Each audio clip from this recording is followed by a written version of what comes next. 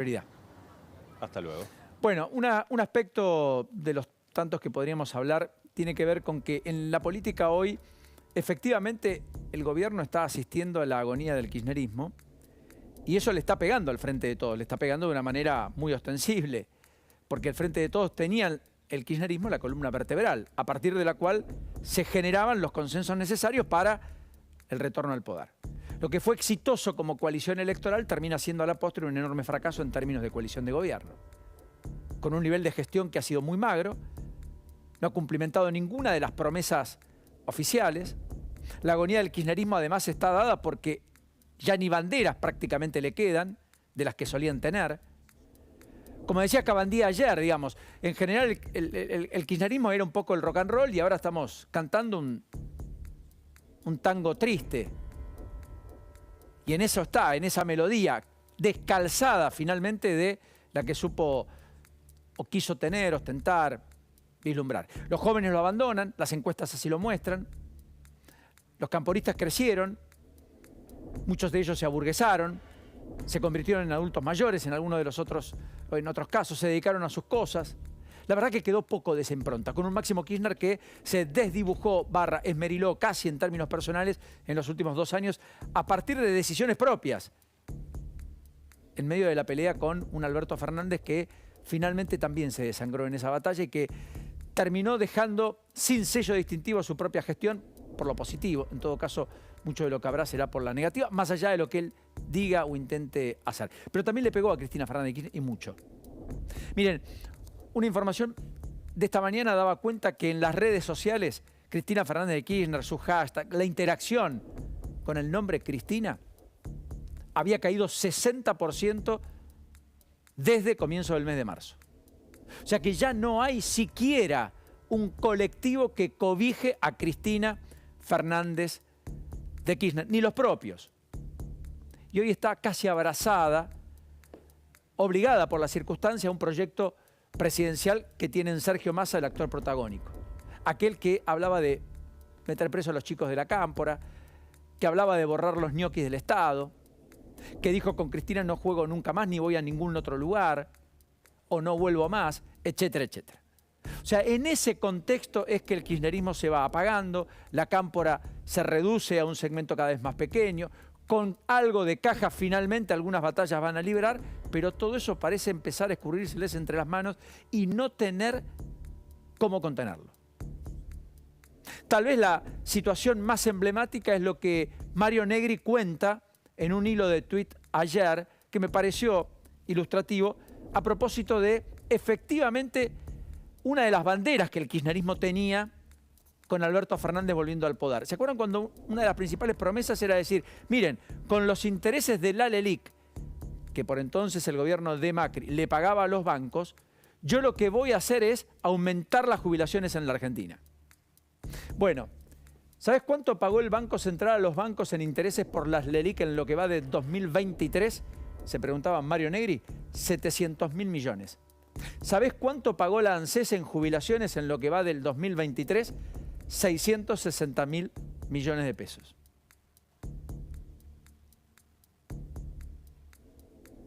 Sintomático, ¿no? Alberto decía, con lo que voy a pagar de menos de las LELIQ, porque no va a ser un gobierno que apueste a la patria financiera, voy a aumentar fuertemente a los jubilados.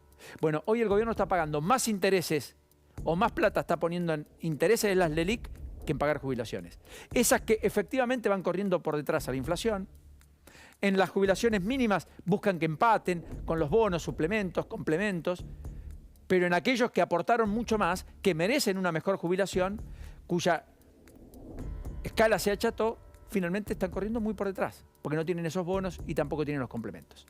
Así que esta idea de la agonía del kirchnerismo está impregnando en buena medida la toma de decisiones, ¿dónde? En el Frente de Todos.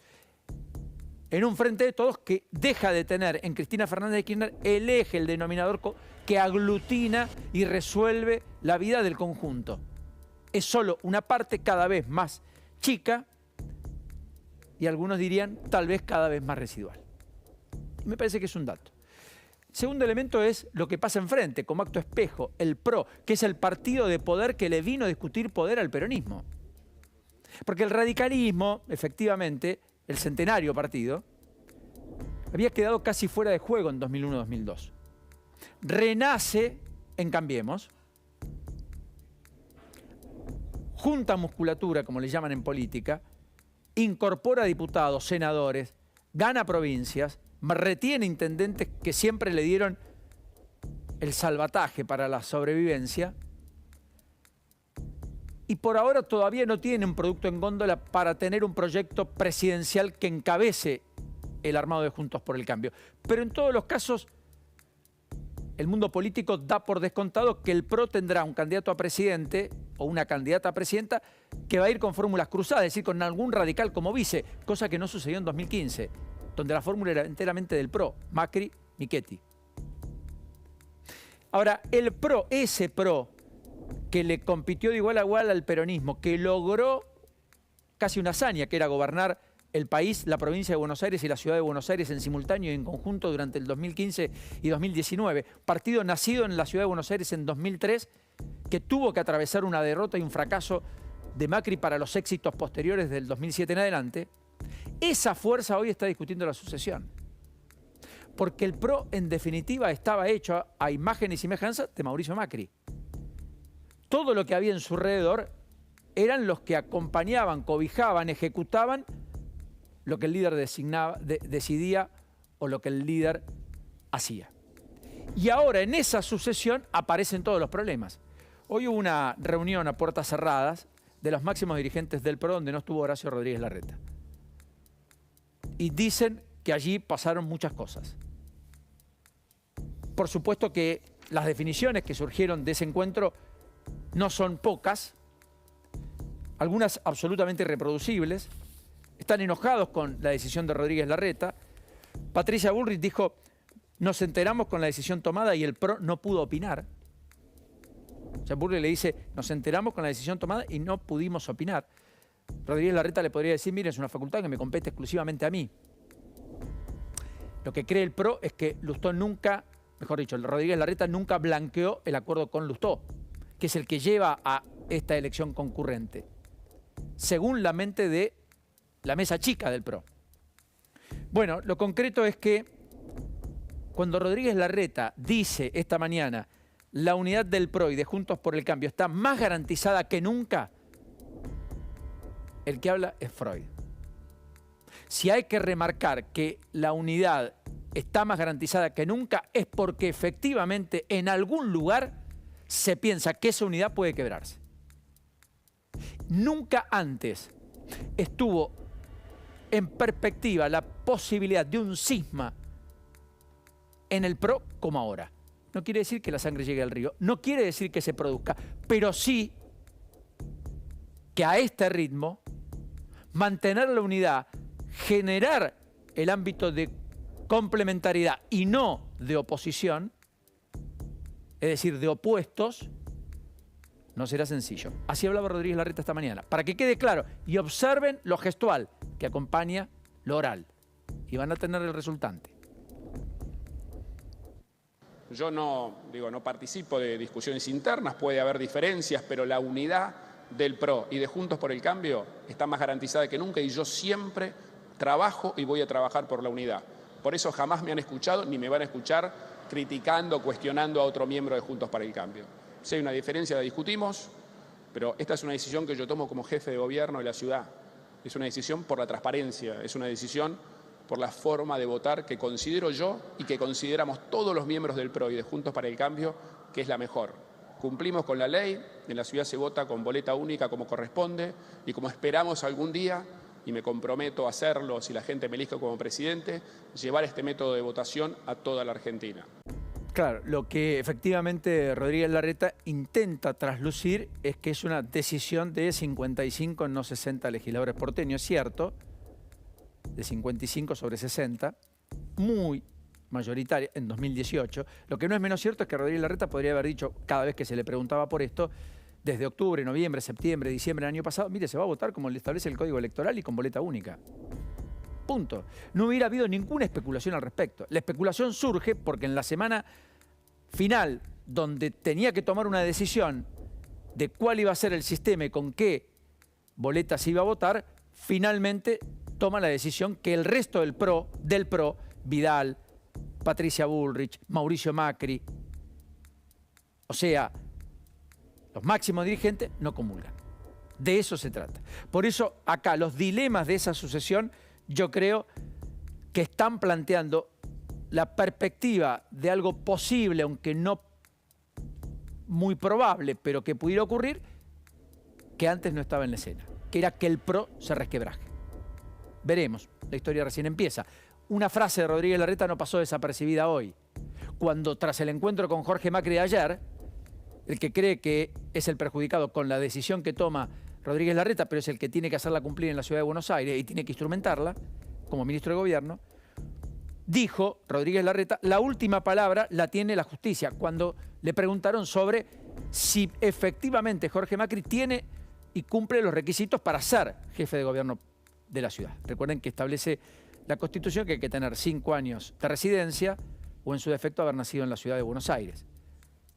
Jorge Macri no nació en la ciudad, los 5 años de residencia los deberá aprobar.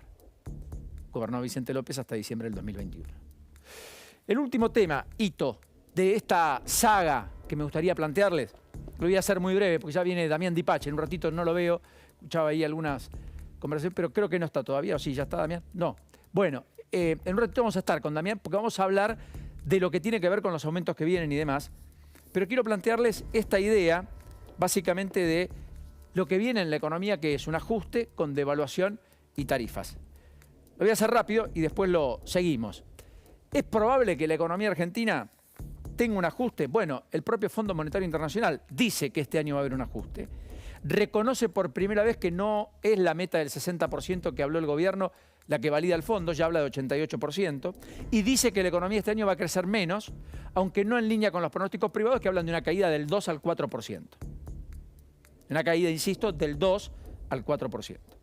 Para el fondo todavía la economía va a crecer, el gobierno cree que va a crecer incluso arriba del 1,5%. Veremos el impacto final de la sequía.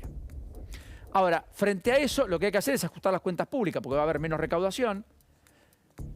Entonces, bueno, alguna idea es, bueno, va a haber más impuestos.